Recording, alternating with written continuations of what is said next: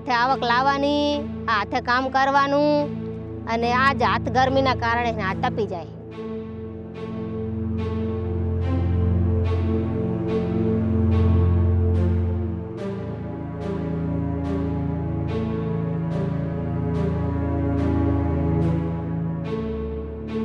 પૂર આવે ને તો બધું ધોવાતું દેખાય છે, ને જ્યારે વાવાઝોડું આવે છે ને ત્યારે પણ બધું પતરાને બધું ઉડતું દેખાય છે.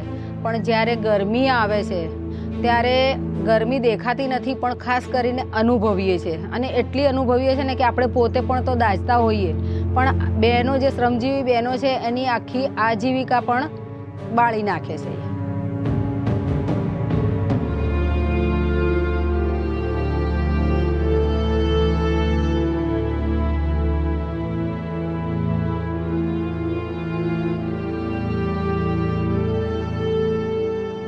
અમારી ઉપર આ તાપના હિસાબે અમારી ઉપર સાલા પડી ગયા, અને અમારા રોજગારી ઉપર અમારે બધાને સાલા પડી ગયા.